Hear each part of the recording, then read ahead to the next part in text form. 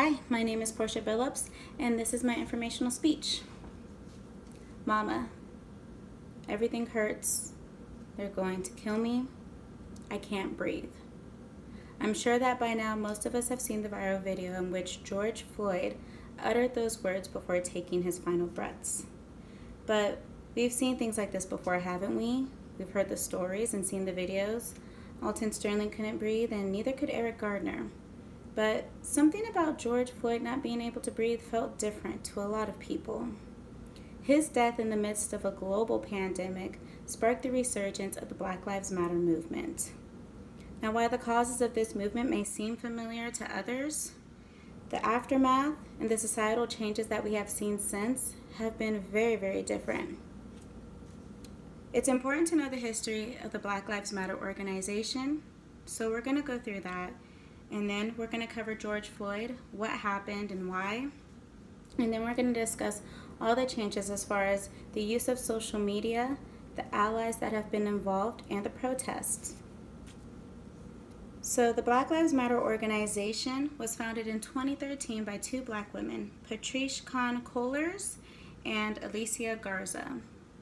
They started this movement and this organization in 2013 after the death of Trayvon Martin, who was a 17-year-old young Black man who was murdered by George Zimmerman.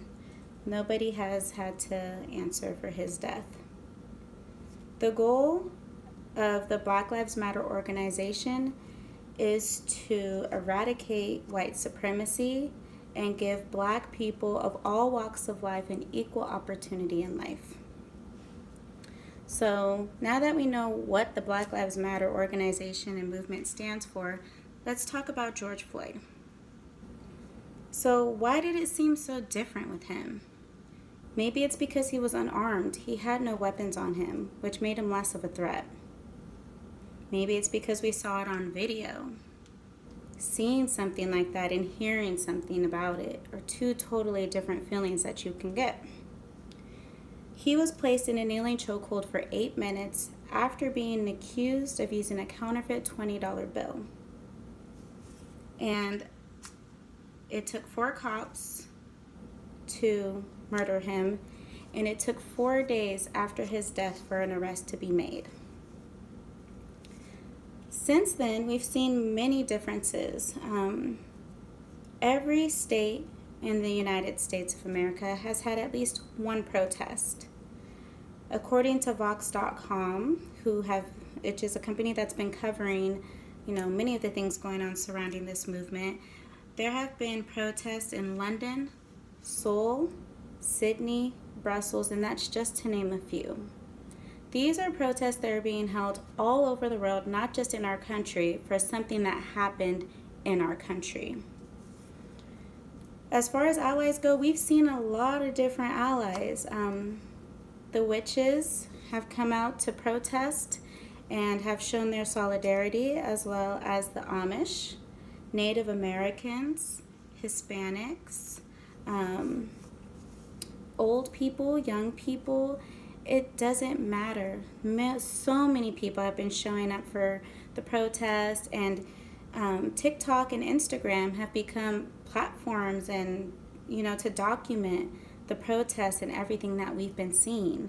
So seeing all these allies and these people standing together for this one cause has been monumental. So it's no wonder that we're going to get changes with all this worldwide support. Derek Chauvin is the cop who kneeled on George Floyd's neck. He has been charged with second-degree murder, and the other 3 cops that were with him have been charged with aiding and abetting second-degree murder. Many police departments in cities and states around the country have banned kneeling chokeholds. And according to thehill.com, who has also been covering a lot of the things going on pertaining to the movement, many statues of racist and Confederate figures have been taken down. A lot of companies have been saying they stand with the Black Lives Matter movement. Band-Aid is now making flesh-colored Band-Aids for people of a darker skin tone. Splash Mountain is going to be renamed the Princess and the Frog. And a lot of people are being held accountable. Like I said, social media has been a platform to showcase the protests and what's going on, but people are also recording incidents that they may see or run into or experience with other people who seem to be racist. And those people are now being held accountable. People are losing their jobs, and some people are even being arrested and charged. So just to review a little bit, the Black Lives Matter movement was founded in 2013 after the death of Trayvon Martin. We've seen sparks of it here and there, but the death of George Floyd sparked a huge revolution in which many changes and allies were brought into the picture.